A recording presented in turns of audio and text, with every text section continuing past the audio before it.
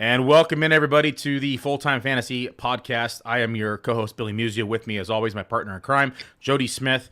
We're going to be running through our Week 12 rankings. We're going to talk about a lot of players shuffling up the rankings and moving up the leaderboard for Week 12. Lots of news today that affects those ranks. And, of course, with the full slate of games, there's no buys this week. We want to make sure that we're able to get all those start-sit questions answered for you and help you with those roster lineups going into the weekend. So stick around here right after the intro, and we'll get started on our rankings.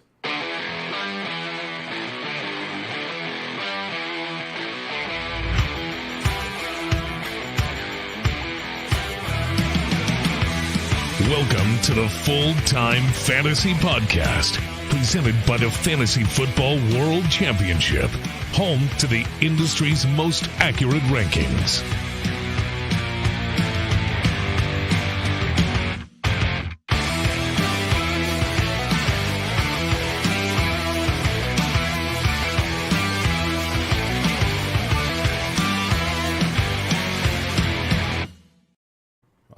It's go time. Jody, Week 12, we're here. No buys this week, full slates. A lot of start-sit questions probably. There's a lot of close calls, I think. People are trying to make the playoffs. They're going to be using our rankings more so than ever this week as they try to squeeze in, or maybe they're trying to upset somebody trying to make the playoffs. Let's start at the running back position. Big news today, Leonard Fournette ruled out. Rachaad White saw his first 100-yard game last week, carried the ball 22 times for 105 yards in the win versus Seattle. Fournette had that hip injury, and we had already seen, though, a changing of the guard at the snap count. So weeks 1 through 3, Fournette averaged 84% of snaps, while White averaged 16.6%. And then in weeks 4 through 6, Fournette snaps dropped to 61%, while White saw 33.16. That trend continued in weeks 7 through 10. Fournette saw 56% of snaps, while White saw 43.05. Yes, that 0.05 matters. Now, Fournette was ruled out this week, and then we have White facing up in a plus matchup, bottom 5 run defense that gives up 29.92 fantasy points per game to opposing running backs. And that's not just one running back, that's the team's running back, so just keep that in mind. This is the second most in the league, only behind the Houston Texans, who are giving up 5.1 yards per carry. Where does Rachaad White land in your preliminary rankings? I know we're not finalized till tomorrow, but where does he land in your rankings going into the Sunday slate? Well, it's interesting because I think before we even thought that Leonard Fournette was going to actually miss this game, we already had, the majority of us had White, a couple spots ahead of Fournette. So now, it's just been solidified. So, he's an upper RB2 at this point. I believe I have him at 18 right now. Okay. In that same range as Dameon Pierce and James Conner and David Montgomery and these kind of guys. So it's really interesting, from a ranking standpoint, Billy, because this is the first week in a long time where it's a full slate. So, we're used to when you're projecting 4 teams off, it's really interesting because, for instance, the guy that might be wide receiver 40 for the week is going to be a lower score than when all 16 teams are playing. Like, if 8 points is wide receiver 40 in a 12, when 4 teams are on bye, then 8 points might be wide receiver 50 or 52 when it's a full slate. So it's just an interesting perspective. I absolutely love Week 12 because, in addition to all the teams playing, we have the holiday games and it's the full thing. And, me personally, this was the first year I ever made a turkey myself. But I was on the road a lot, traveling back and forth all around the greater Houston area, trying to hit different homes and whatnot. So, once I got my initial rankings posted Thursday morning, and this included me getting up before 6 a.m. to get the bird started. But in between basting it and things, I was updating it and felt pretty good going into yesterday. But those games were, a lot more points were scored yesterday than I was anticipating. But, I bet the chalk on a few of those games. Here, you simply asked me about Rachaad White, and here I am talking about my day. Rachaad White, if this is the reason you've had him on your roster in all this season. He's been trending in the right direction now for a month or for 6 weeks. So now it's time to hit pay dirt. And this week 12, this is going to be a must-win for the vast majority of people playing. The playoffs are most likely for most people are only a couple of weeks away, so you've got to secure those bids now. So I feel pretty confident that he's going to be an upper RB2 this week. Yeah, I think he's probably going to be one of the most chalky plays in DFS. We're probably going to see a high ownership there. Most people are going to be sliding into his rosters. I think we're going to see a lot of our start-sit questions are probably going to be around White, around Jeff Wilson, probably around Latavius Murray, who also has a pretty good matchup. It'll be interesting to see what fantasy managers are thinking. All them Best Buy, all those drafts that we did this summer, trying to pick up all these Samaje Perine. These are the kind of guys that we were targeting in the latter part of a draft, and this is where it hits pay dirt. Yeah, another running back about to hit pay dirt right now, Kyren Williams for the Los Angeles Rams. They just paved the way for him and Cam Akers now to see the field more. Darrell Henderson was a surprise cut. Kyren Williams and Cam Akers now the 1-2 punch.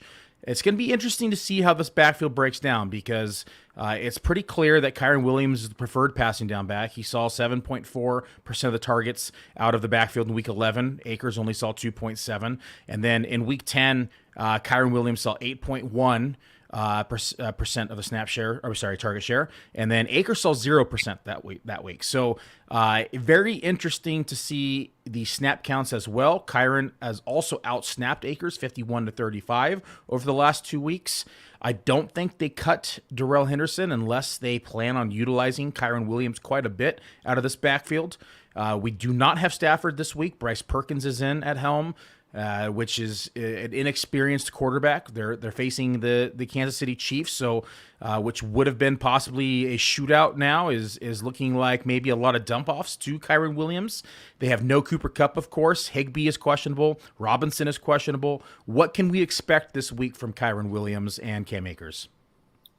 Probably like you just said, probably a lot of dump-off passes, but right now we don't really know that Perkins is playing. I think that's what we assume, but they announced it yesterday. Sean McVay's being pretty coy about it. Did he finally announce what he's doing? Yeah, they said that Perkins was going to start. Well, I think that's kind of what we figured. He's a little bit more likely to, try to take off and run with the ball than where he is passing it. By the way, if you hear a lot of thunder, or if I suddenly disappear, understand we got a lot of thunderstorms rolling through right now. So if I lose power, I'll be gone. So the Wi-Fi will drop. But okay.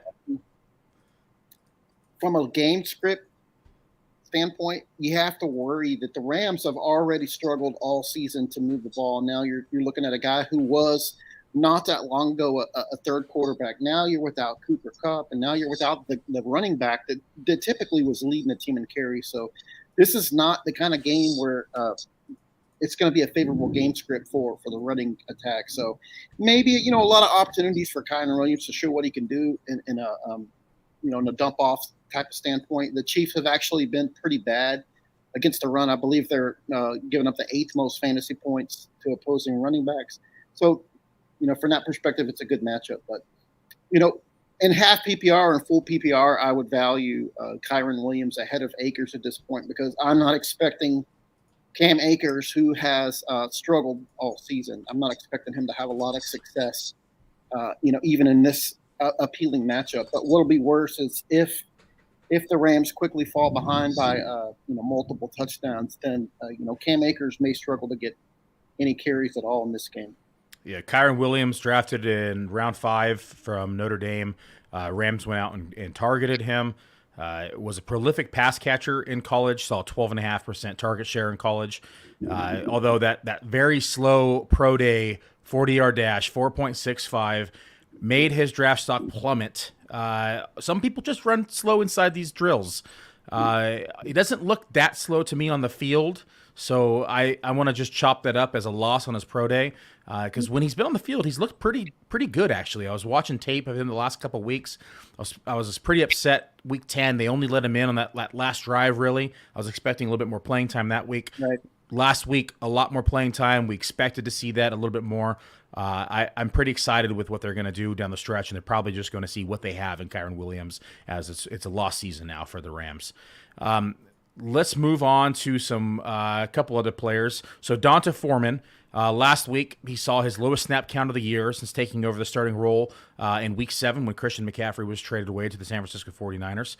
Since Week 7, he averaged 51.7% of snaps. In Week 11, he only saw 38.6. Chuba Hubbard is back, seems healthy, saw 40.4% of snaps.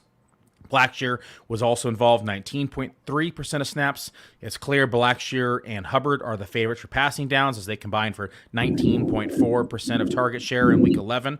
Now, Foreman only saw 3.7. Foreman seems to be a very game script dependent running back, and unfortunately, he's on a team that is playing from behind more frequently than not. What is your projection for Foreman this week? Can fantasy managers trust him, and where does he land in your rankings?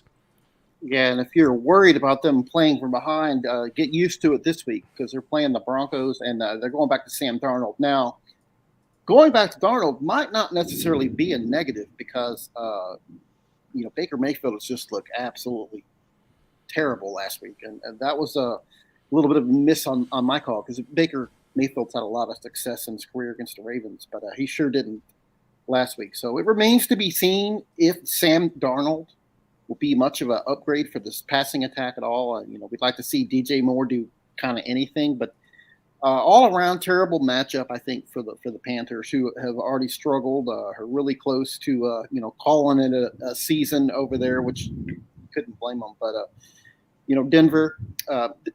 This might be the area that Denver's weakest defensively, but they're still, even against the run, they're still, a top 10 defense. So, if I had to take a chance on a Panther running back in this particular week, clearly you're going with Foreman, who, let's just say he does break off a run or gets a little momentum going. They'll keep going to him, and maybe he can get up there and, around 60, 70 yards with maybe a little bit less than a half. Even if he's got momentum going, he'd still be probably less than 50% chance of getting into the end zone. But he's the guy to target, but I wouldn't go out of my way to get him in my lineup this week. To me, he's going to come across as a lesser RB3, a flex option. And on a full slate, when all 32 teams are available this week, I don't know that I'd go out of my way to get him in my lineup. Another guy I'm not going to go out of my way to get my lineup is Samaje Perine. For the Bengals here, Joe Mixon is out this week. Perine had a big day when he exited last week with that concussion, 3 receiving touchdowns. However, tough matchup as they face Tennessee Titans, who have been very good at restricting running backs this season. The Titans are the 3rd-ranked defense and the number 2 EPA run defense. With no teams on a bye in Week 12, would you be looking to get Perine in your lineups? Looks like Jody did lose power. He gave me the forewarning. I'm going to stall for a minute, but he did say they have thunderstorms, so we could hear him in the background. Let's go ahead. It looks like he shot me a text. And, yeah, he is out. I'm going to go ahead and change this up, and I'll continue myself. Let's go ahead and move on to let me finish what I was saying about Perine. So Perine, for me, in a week where there's no buys, it's going to be very hard to get into your lineup, in my opinion. I just mentioned Tennessee Titans is one of the better teams versus the running back position from fantasy perspective, as well as NFL perspective. And so I'm not going to be trusting Perine in 12-team leagues. I think it definitely makes more sense in 14-team leagues or 16-team leagues or anything deeper if you are that brave. That's when I would be bringing in Perine into my rosters. But in a 12-team league, it just doesn't make a lot of sense, in my opinion. Moving on to the next position, let's talk about Paris Campbell. So Paris Campbell, Indianapolis Colts wide receiver, has been sneaky good lately. Wide receiver 20 over the last 3 weeks with 14 catches on 20 targets, totaling 158 yards and 1 score. This week he's squaring off against the Pittsburgh Steelers, who are giving up 42.68 fantasy points to the wide receiver position per week. Again, that's an accumulative score versus all the wide receivers on that given team. So this is dead last in the NFL from the Steelers' perspective. The Steelers have given up 2,025 yards and 14 scores on the season. Campbell also saw an 86.6% route participation rate the last 3 weeks. and he's facing off against Arthur Mallett this week, 65th ranked cornerback on the season. I like Paris Campbell as a flex option if you are desperate in need of wide receiver leagues. I know a lot of us here at FFWC are playing in 3 wide receiver starts, 2 flex positions, so somebody like Paris Campbell makes a lot of sense inside those lineups. If you have better options, again, we are in a full slate. There's no buys this week, so if you have better options, great. But if not, then Paris Campbell is a great start this week and a sneaky start for your flex positions. Somebody who I'm not going to be looking to start this week, at least if I have better options, is Allen Robinson. Allen Robinson and this team have been just a mess. So Robinson not having the season we were hoping he was going to have when he came over to Los Angeles, when he arguably had his best quarterback of his career. Just haven't seen it that mesh it well at all. And then we have no Matt Stafford this week on top of it. We have Bryce Perkins in. Even when we saw Cooper Kupp sidelined, Robinson has seen a reduced snap count. Week 11, he totaled 82.8% of snaps versus his 91% average. He was actually out-snapped by Ben Skowronek, who saw 84.4% of snaps. And Matt Stafford, like I said, was ruled out. And I don't have a lot of faith here in Bryce Perkins. And even if active, because Allen Robinson is fighting an ankle injury, just adds to the messiness of the equation. I do see a lot of start-sit questions in there. I'll get in there briefly. Just hang out shortly, and I'll get those answered. Tyler Boyd, Cincinnati Bengals, is the next receiver. I'm going to be looking elsewhere if he's on my lineups. He's been less than stellar in the absence of Jamar Chase, and even in a smash matchup against the Steelers last week, Boyd only finished as wide receiver 56 and half-point PPR. He caught 2 of those 7 targets for 42 yards. With Chase out of the lineup, Boyd has seen 17% target share. However, the kicker here is Chase is due back this week, so he's definitely going to be eating into that 17% target share. Tyler Boyd is going to be relegated back to wide receiver 3 duties. It is going to benefit him with Mixon being out, but that being said, I don't think it's enough for him to crack my lineups in 12-team league. If you're absolutely desperate, go ahead, but I'd be looking for another option if you have them. Looking at some tight end options, Juwan Johnson has been really good these past 3 weeks. He's the tight end 3 in PPR leagues over that span. He's averaging 13.8 fantasy points per game, 10 catches, 133 yards. But the kicker is he has 3 touchdowns during that stretch, and he's been very dependent on those touchdowns. It's what pushed him over the edge. And touchdowns, as you know, are one of the hardest things to project in fantasy. And his snaps just haven't fully been there. 67.9% over that span. In Week 12, he faces off against the San Francisco 49ers, who are the 4th most formidable versus the tight end position. They've only allowed 8.67 fantasy points per game to opposing wide receivers. And here's the cherry on top, or the icing as well. They've only given up 1 score the entire year to the position. So if you have Juwan Johnson in your lineup because he's been so good, I would caution against it because we don't want to be chasing fantasy points. We want to make sure that we are looking at the current week. Looks like Jody made it back in. All right, dude. What's up? Yeah, that was fun. You know what's hilarious when you get in the studio here, it says something like "healthy lighting will help you look amazing." I thought it said "healthy lightning will help you." Yeah, so we had a huge lightning thing, and then the lights fluttered off, and there it just disappeared. So I was just talking about Juwan Johnson. Not sure if you caught it in the backstage, but he's been tight end 3 in PPR leagues over the last 3 weeks. Faces off against the Niners. They've only given up 1 touchdown the entire year, only average 8.67 fantasy points against them. I've been cautioning against starting Juwan Johnson this week. What is your take on Juwan Johnson, and would you be comfortable starting him this week? Yeah, it's a tough matchup. You know, the Niners have also given up the fewest receiving yards to the position all season. So it's not someone that this doesn't feel like the kind of momentum it's possible he's going to keep up his momentum in this particular game. I keep thinking that this week is going to be the week that Dalton comes out and struggles in the first half and they go to Winston, but he managed to overcome it last week. He had a really, really good game last week. And because of that, I keep underrating Andy Dalton, who I actually liked early this season. I kept rating him a lot higher than like the consensus ratings. But now I keep worrying like he's going to throw a couple of early picks and they're going to bench him and go to Winston and then he'll win that job back. But you have to like Juwan Johnson's the little track record he's had. He's got 5 touchdowns on the season, which is pretty good for that position at this point in the season. And let's face it, tight end, especially right now with so many top tier tight ends unavailable due to injury and for whatever reasons they're not available. I can see people wanting to keep streaming Johnson, but this is not the week to necessarily do it. So he won't. He's not in any way, shape, or form on tight end one radar. But I guess you're in a pinch or you're in a bind, whatever. You could rate him somewhere around, I don't know, tight end 16 to 20 range, something like that. But that's not something to get overly excited about. Like you mentioned, I did hear a little bit of what you were saying in the background, and just like you said, the Niners giving up the fewest receiving yards, 1 touchdown all year to the position. So it's a spot to avoid him if you can. Tough matchup indeed. Foster Moreau for the Las Vegas Raiders has definitely been getting into a groove here. It definitely appears he found that groove. Over the past 2 weeks, Moreau has been tight end 12 in PPR leagues, only averaging, though, 8.8 fantasy points per game.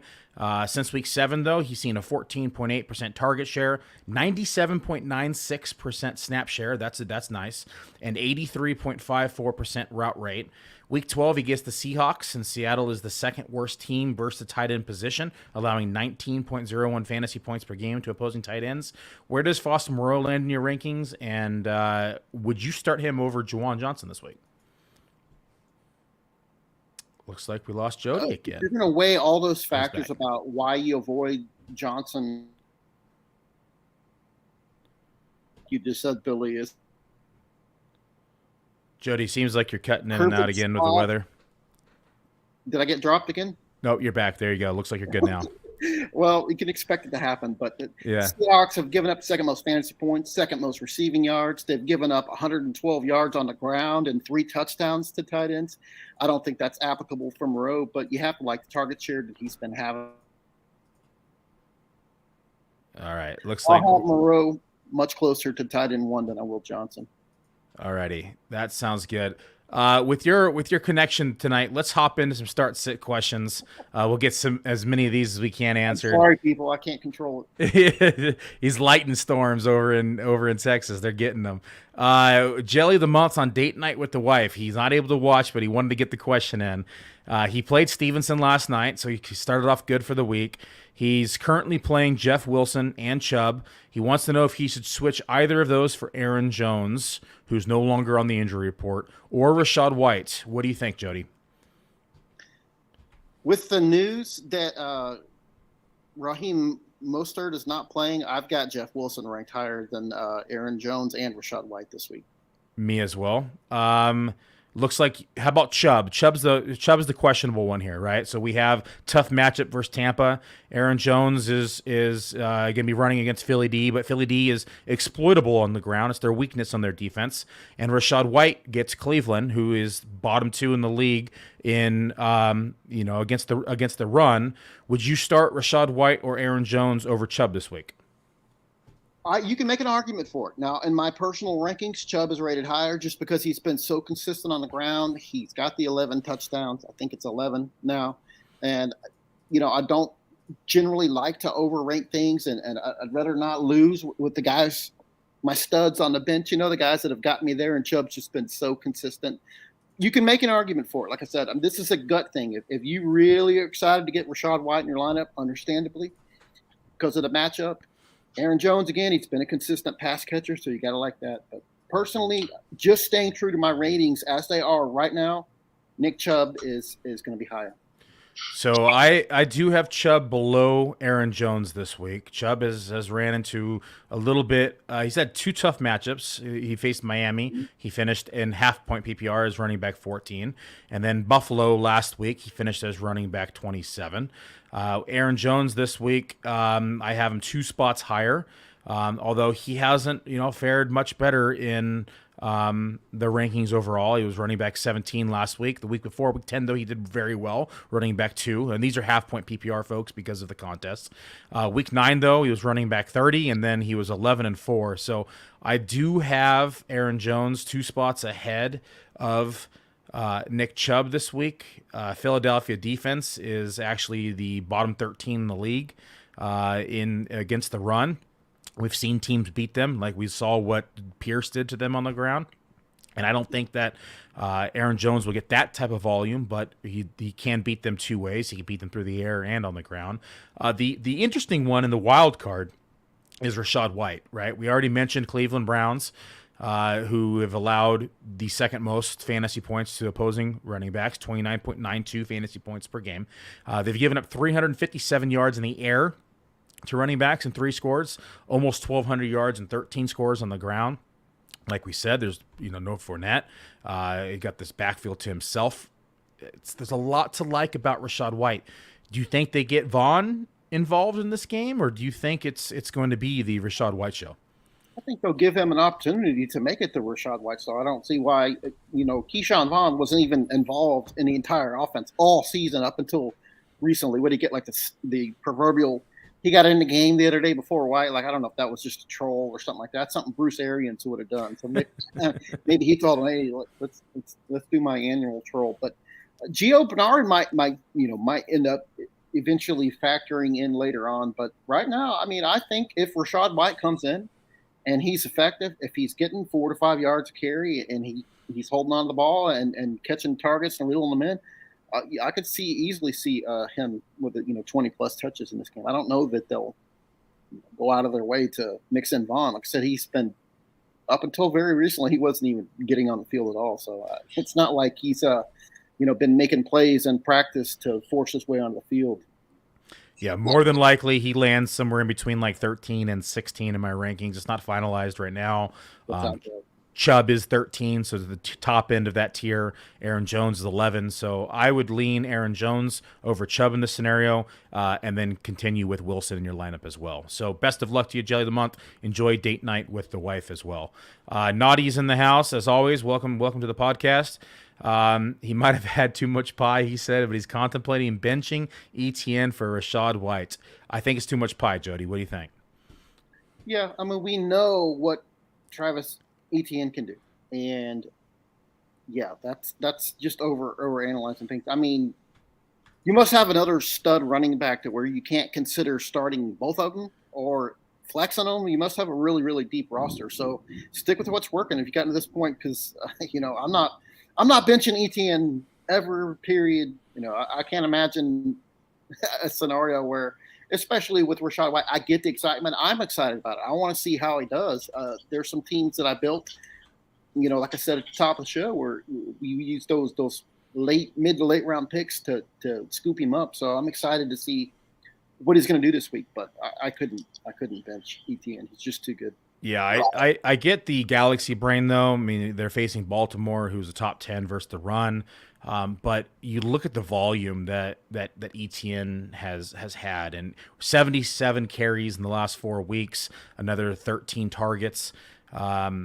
He's finished as a top 10 running back in half-point PPR in 3 of those 4 weeks. He was number 3 in week 9.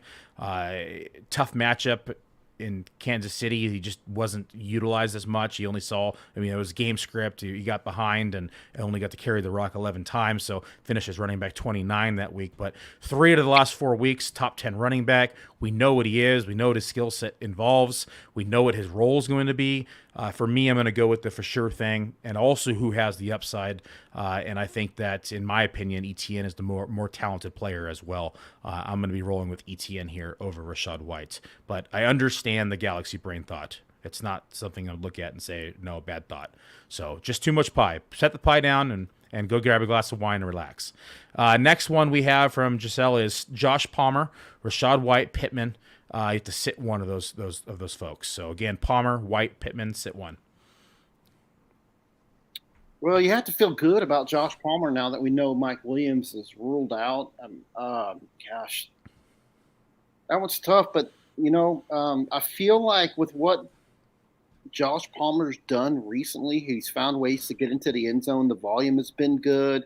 I think that's pretty much locked in this week. It's a really good, intriguing matchup against the Cardinals. And Pittman, again, I like his matchup as well, but Pittman hasn't scored since the season opener against Houston, and I know that because he's on my home league team. The volume's been good with Matt Ryan back, so it's a little tougher call. I feel like Palmer is more likely to score a touchdown. I know I'm not going out on a limb by saying that, but Pittman's volume over the last couple of games with Matt Ryan back and then they're at home, it makes me feel like Pittman's is the safer play, but Josh Palmer, like I said, I feel like has a better chance of a touchdown. So that's kind of the upside play for me. What do you think, Billy? I'd probably sit Palmer here. I understand your logic and I agree with it. And I think Palmer's been fantastic. He's actually one of my start of the weeks inside the Stardom Situm article at Full Time Fantasy. But the same argument that I listed for Paris Campbell, I wanted to put Pittman there, but it was just like people are playing Pittman. You're not sitting Pittman. So I wanted to go on a limb there and put a different receiver there, but all that information I put in that article about, them having the worst secondary against the wide receiver position, they're giving up almost 43 fantasy points a week to the wide receiver position. I think this is the week that Pittman kind of breaks the trend and can eclipse maybe in the top 12 again, quite frankly. Well, he's got to get that touchdown streak broken for you. Well, he had that rushing touchdown, like a week or two ago. But, yeah, he hasn't had a receiving touchdown in some time. I think he breaks that streak. If there's ever a week to do it, this is it. I mean, this is a cake matchup. If he doesn't do it this week, I'd be very concerned moving forward. But you also look at Matt Ryan and his consistency or inconsistency, I should say, the Jekyll and Hyde. He's been very consistent at home, very consistent against bad defenses. That's exactly what this is. It's a home match against the bad defense. So I like what's kind of set up for Pittman this week. White, again, a massive role. We're looking at probably 65 to 70% of snaps, if not more, where I could see a scenario where Keenan Allen may be the target leader. I think Palmer probably leads the team in targets, and it is one of the highest over-unders of the week. It's a very good situation to be in. I don't think there's a wrong answer here for these three, but I would lean White and Pittman versus Palmer. No debate. You good? No, I don't even talk about White because I just figure I'm probably definitely starting him in this regard. And like I was saying, I felt like Palmer has a little bit more touchdown upside. I looking at my ratings, Pittman actually right now is higher than Palmer, but it just depends on, like I said, your personal strategy of. I feel like Pittman's got the higher floor and Palmer has the higher ceiling. Okay, here's one from Jose, friend of the show. Pick 2: White, Pacheco, Kirk, Metcalf, Olave. Again, a lot of good options. So for me, Pacheco is immediately the odd man out in this game. Doesn't catch enough passes and it's not getting a lot of goal line love. So, yep, and I think that he maybe gets a little bit more carries this week because they probably get ahead against Bryce Perkins and the Rams, but it's not enough against these other options. So easy man out. So now we still have to pick 2 amongst the 4. It's a tough one. It's a tough one here. Jody, I got to buy time. What are you thinking? Well, Christian Kirk, you're looking at you're matching up against the Ravens, who've given up the 7th most fantasy points to wide receivers this season. They've been better as of late, but if I'm not mistaken, Baltimore has struggled against slot receivers. I think they're better on the perimeter, not like the Colts, who are extremely the other way. Like, I don't believe the Colts have given up a perimeter wide receiver touchdown the entire season. Most of the damage from Indy has come from the slot. I want to say Baltimore is built similar. I'm not 100% on that, but pure volume and consistency, you gotta love Christian Kirk. Metcalf, in my opinion, he's in a potential blow up spot here in this particular matchup against the Raiders. The Raiders are absolutely just terrible defensively. We've been used to that for a while. What have they done? The Raiders, well, they're 15th against opposing wide receivers. That's not like terrible, but middle of the pack. When you're looking at the over under for this game, I really like me where I have Metcalf and Kenneth Walker and anyone on Seattle. I'm plugging them in my lineup this week. It'd be hard to sit them. And I agree with you with Pacheco, probably being the odd man out on the sense of the lack of PPR volume that's been there, and he's not getting any goal line carries. Now, of course, Kansas City could get up by 20 points very easily here, and they could just ride him. So, obviously there's some risk there, but Chris Olave might be the other guy out, and that comes down to a lack of confidence in the quarterback position that I kind of hit on at the top of the show, that I keep anticipating that Andy Dalton, through tipped passes or just through his own bad judgment, I just feel like one of these weeks he's going to come out and he's going to get himself benched, and then it'll be a little harder to protect, New Orleans' offense at that point. So it's interesting with Andy Dalton. So initially I was going to say, my argument was going to say, oh, Andy Dalton's going to get pressured by the Niners, and I'm just not quite sure he's going to be able to get the ball off. But looking at his efficiencies versus pressured, he's the number 12 quarterback in pressured completion percentage at 45.7%. He's the number 4 quarterback in accuracy rating under pressure at 6.7.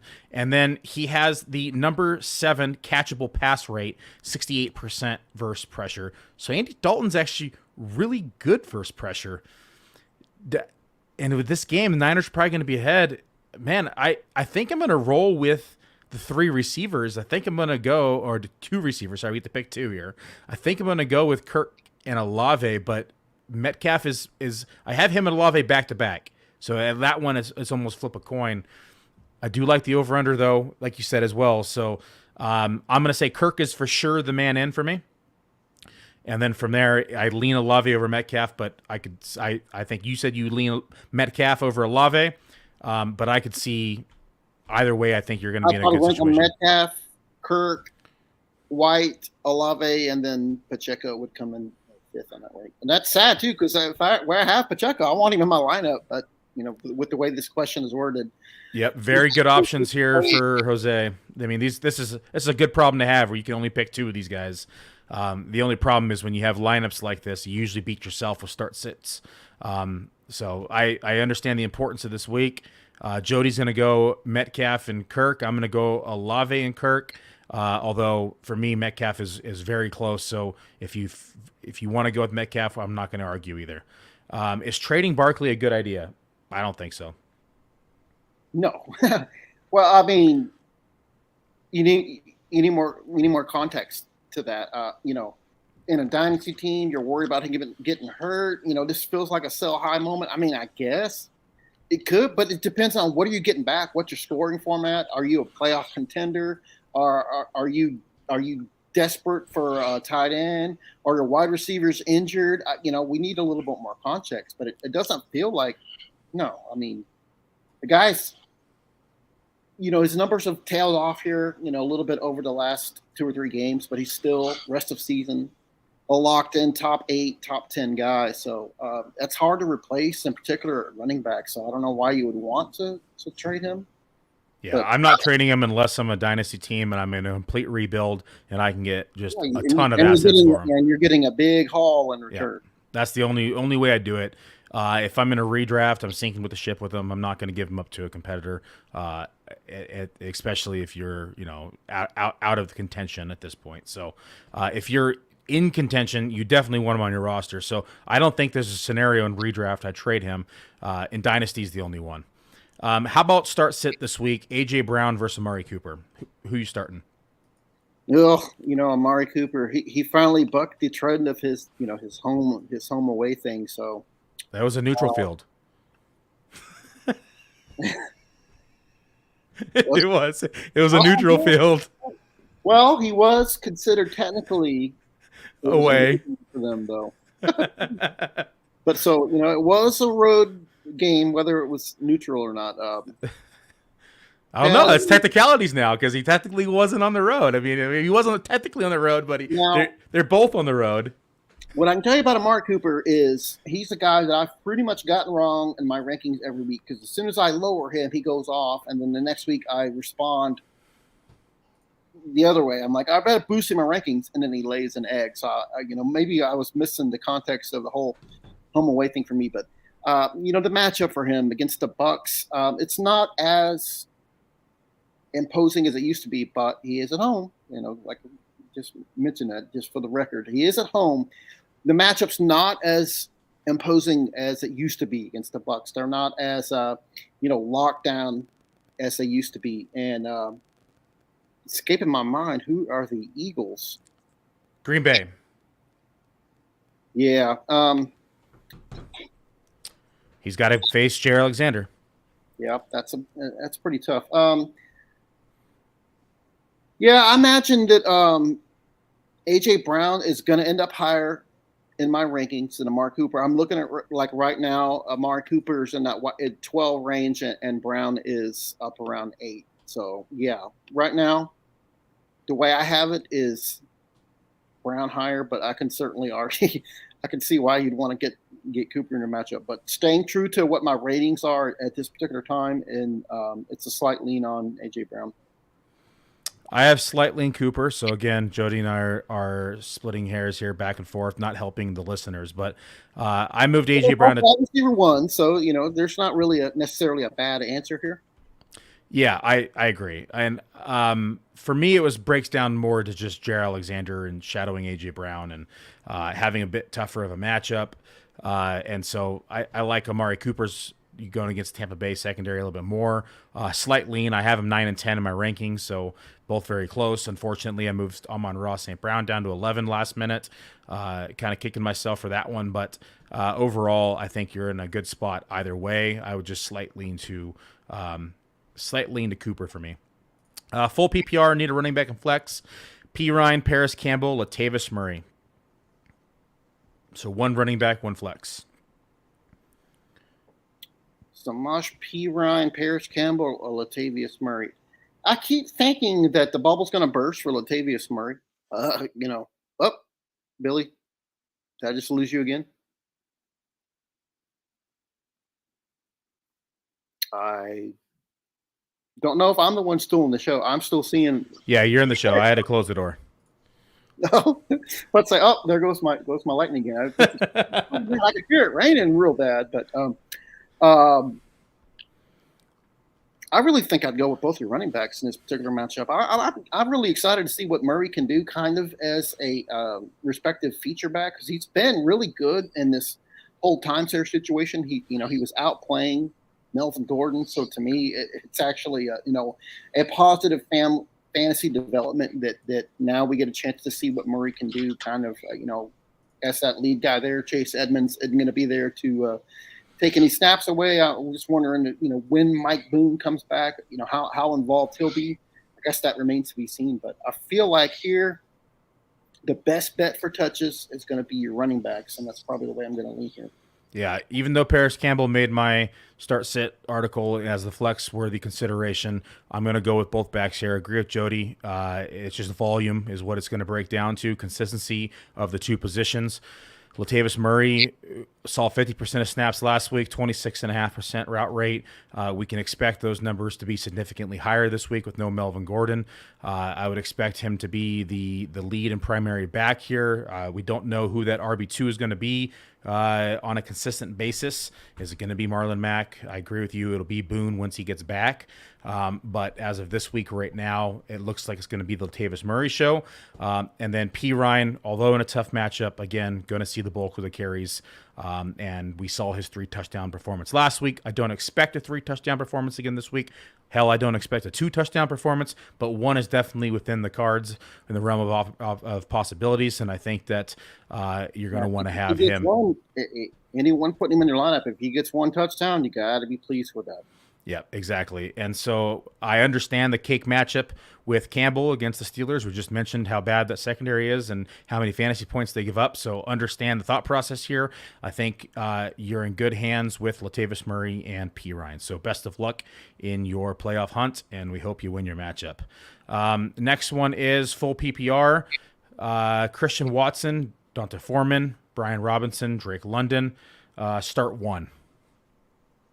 No, one, I don't see how you sit Watson at this particular place. I understand they're playing the Eagles. That's not exactly the best matchup, but the kid's got 5 touchdowns in the last 2 games. I mean, until that streak gets broken and he puts up a goose egg, which obviously I'm hoping that he doesn't. But when you're looking at his snap share, the amount of routes he's running, and his target share at this point, I don't see how you set him. Not for, we talked about Foreman at the top of the show, and he's been a little inconsistent with the touches, and this is not a particularly, targetable game from a standpoint of them going back to Sam Darnold, so that can change things for Carolina. Brian Robinson, not doing much from a target standpoint. And Drake London, again, fantastic receiver. We love him, but the volume just hasn't been there very consistently with Atlanta. You want to say, oh, well, now that Kyle Pitts is on IR, Drake London's going to get more looks. But, really, in this offense, I really prefer – I think the Falcons, I think they prefer to run the ball 35 to 40 times a game and take as few opportunities downfield as possible. I told one of my good friends this week, try to trade me Drake London for Rondale Moore, and I told him, well, I'm going to be honest with you, man. I feel like Drake London's got a better chance of scoring this week. And he ended up texting me after London scored. He goes, hey, man, thanks for being, stand-up dude, being honest. Like, well, I cost myself a touchdown because Moore, as we know, unfortunately played one play, but I would have felt better about I would have felt bad about the trade had we done that, because I would have stolen touchdown and then Moore got knocked out for one play. But I'm sorry, yeah. I'm digressed again. I agree with you. Watson here is the start for me. It's so hard to sit him, and I'm not even a big Watson fan. The touchdown rate is unsustainable, but at this point, we have to play him. I mean, we know he's now one of the primary red zone targets. He's seen 4 red zone looks in the last 2 weeks. He's had 5 touchdowns. He's running 80% route rates or higher, 80% in week 11, 86% in week 10. He's seen 81% of snaps in week 11, 85% in week 10. We're talking about over 100 air yards in both games, so his usage is there. He has the big playability. We've seen it. I would start him out of your options here as well. And I agree with you. Drake London, although is more appealing this week, still against Watson is just going to be a lesser option in my opinion. How about this? Allen Robinson trade for McBride. Oh, and McBride for Dulcich. Which side do you like? Well, you can't like Allen Robinson this week. Well, I mean, gosh, he's been such a lamentable target on this show so many times this year, because Billy and I were so high on him, and we're not the only ones, but we were so high on him this summer, and it's just all gone to hell. It's been such a terrible performance. And then now, in particular this week, you're looking at, a really tough spot for the Rams in general, taking on the Chiefs, and this game can get away from them really fast. Now that might help Robinson. I'm not excited about Robinson or McBride. It really depends on you're not given a lot of context with your teams. Like, I don't know how your roster's built, like what other guys you're starting or whatever. It doesn't feel necessarily like you're overpaying, because you have to like Dulcich as a top 10 tight end rest of season. That's where he is now, even with Russell Wilson holding him down. But if you can afford to part with Robinson, he's not a guy that you're starting every week. He's not a guy that you even want to have as a flex player. Sure, because from Dulcich to McBride is a pretty significant upgrade. And to me, it feels like it'd be worth Allen Robinson, as long as you don't need Allen Robinson. You're not relying on him as a starter. You're not going from, Allen Robinson to Josh Reynolds now. That's the price you're paying. As long as you don't need Robinson, sure. Yep, I agree with you there, Jody. I think that the assessment is accurate.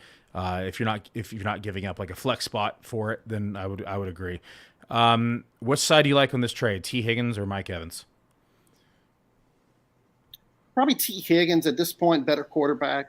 He's been more consistent, and I think even with Jamar Chase coming back, that won't necessarily hurt him. Mike Evans is having a pretty bad year overall. Generally, we can count on Mike Evans putting up 12, 13 touchdowns. That's not happening this year. If Mike Evans is going to put up 12 or 13 touchdowns this year, then he's about to go bonkers, and I don't really necessarily foresee that coming with the way Tom Brady's looked and the way Tampa's been built. I think things are going to turn around. Now, I will say this. I looked at Tampa's playoff schedule. It's pretty appealing. That was my point. I was going to say the playoff schedules, to me really alone, good, make a difference. Really nice little schedule between weeks 14 and 17. So that's something to factor. But, I mean, gosh, I mean, it's probably pretty close. If you want to take that into account, maybe you could, The Bengals have a pretty tough playoff schedule. They got the Bucks, then they're at the Patriots, and then they got the Bills. See, bringing you the hard stuff. I knew it that way. I wasn't quite sure who Cincinnati was playing. I knew that Tampa had a really appealing. Yeah, Tampa's got one of the easiest strengths of schedules for the remainder of the year. I mean, Bengals at week 15, 16, they get the Cardinals. That's going to be a pretty high over/under, and then they have the Panthers there on the Super Bowl for fantasy. I like the playoff schedule a lot better. The Buccaneers.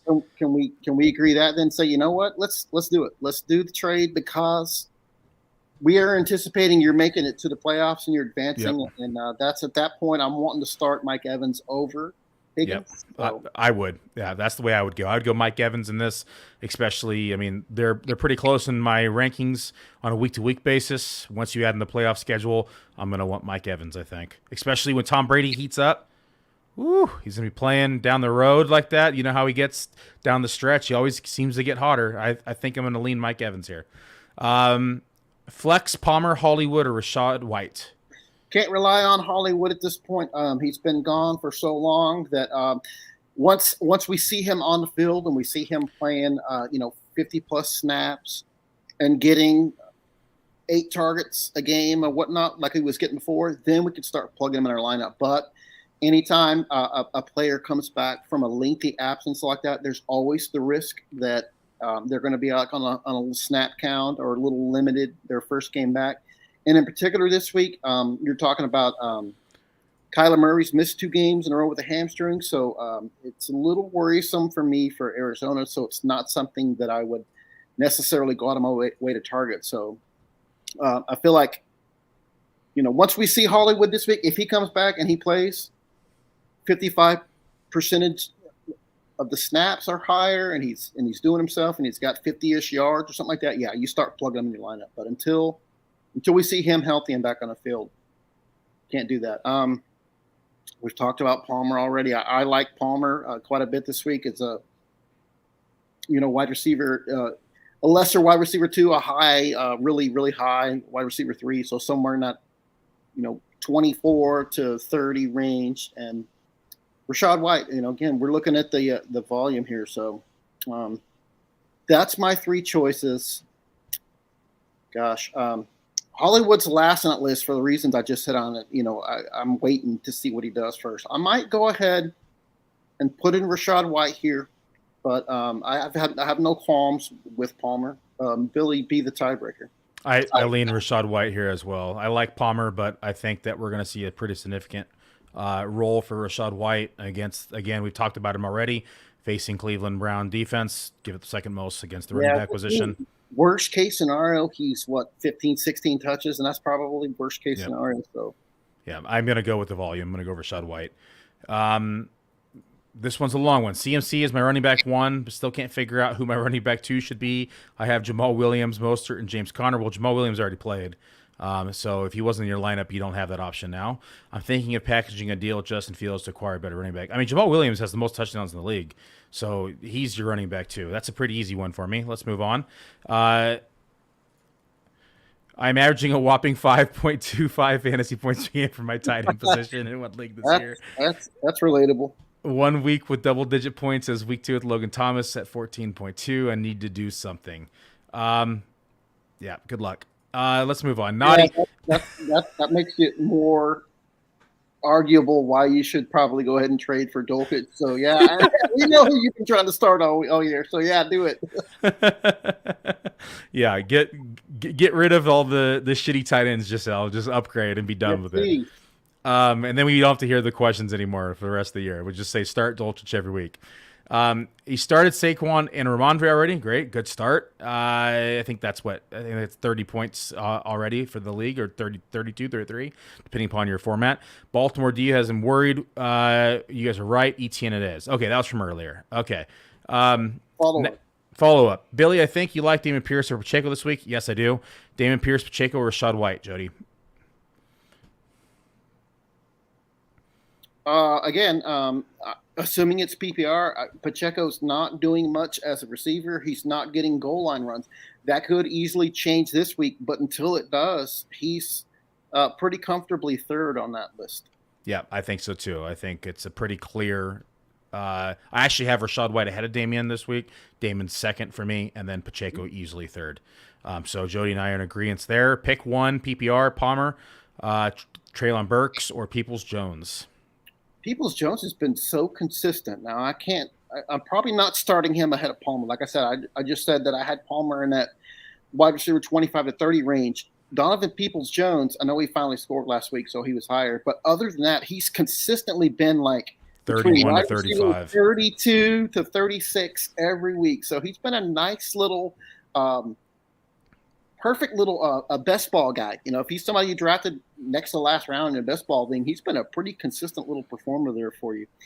Treylon, he's got some appeal, but from a pure volume standpoint, I like Palmer this week. Josh Palmer's been quite a popular target this week today on the show, huh? Yeah, we figured as much. About where I have Treylon Burks. He's around 39, 40. So, yeah, I've got Palmer quite a bit ahead of him. Yeah, I lean Palmer as well, although, if we saw the usage we saw from Treylon, it could go that way. I think Peoples-Jones the odd man out here, but he has been one of the more consistent options of these three. But I lean Palmer, one for upside as well as consistency. He's seen a lot of targets over the course of the absence of Mike Williams and Keenan Allen. Yes, Keenan Allen's back, but we still expect him to be heavily involved this week with Mike Williams out. Looks like we got a Fields question. Do we start Fields this week or go with Brady or Trevor Lawrence or someone else?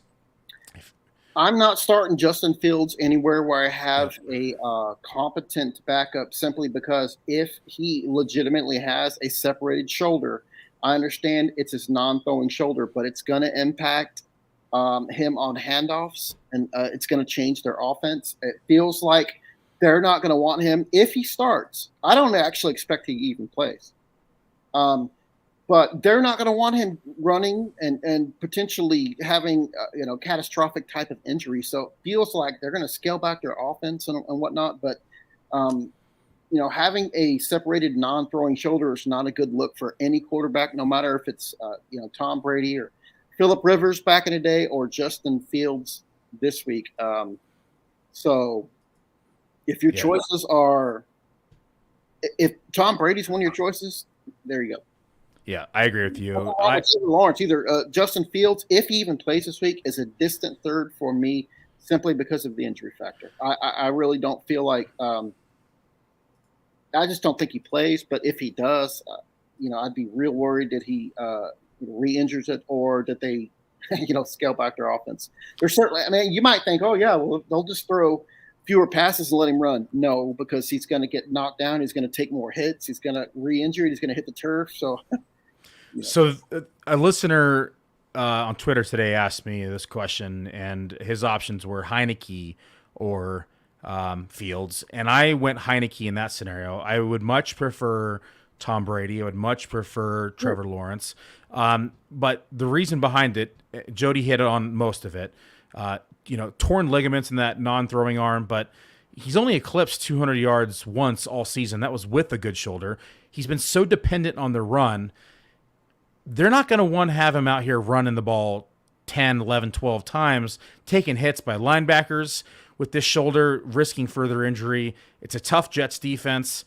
I just think that Billy, it doesn't make any sense for them to start him. No, it doesn't make any sense. Bears aren't making the playoffs. I think the kid has done a miraculous turnaround in the last 4 to 6 weeks, to where the new regime may be like, hey, wait a minute. Because it felt like, the first 4 or 5 weeks of the season, like, well, they'll be taking a quarterback again because, hey, they didn't draft him. So, we're not committed to him.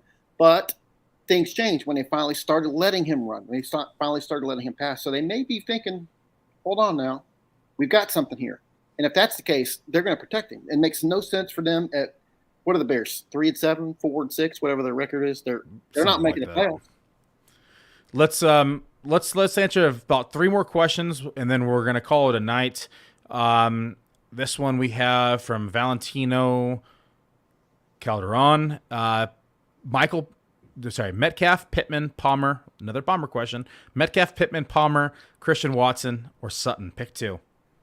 Metcalf's the easy number 1 there, and then I know we've talked about Palmer earlier. I may have told someone Palmer ahead of Pittman, but I'm looking at my ratings. I actually have Pittman ahead of Palmer. So yeah, me too. I think what I said was that I feel like Palmer has a better chance of scoring, has more upside than Pittman does. But in general, that I think the order you have them listed in looks about right to me. Yep, I'm the same way. The order you listed them is the way I would sit them, or start them or sit them. Metcalf and Pittman pretty easily for me. Next one we have: Do you prefer for playoffs to roster Gus Edwards, Kyron Williams, or Samaje Perine? You're Gus Edwards. I mean, you can't have any confidence in him at this point. Sure, that one game where he came in and punched in a couple of touchdowns, that was great. So, it was kind of like dangling that carrot, but we just saw that with Perine where, he just scored 3 in one game but given a limited opportunity. You also have Dobbins, who could potentially be back too.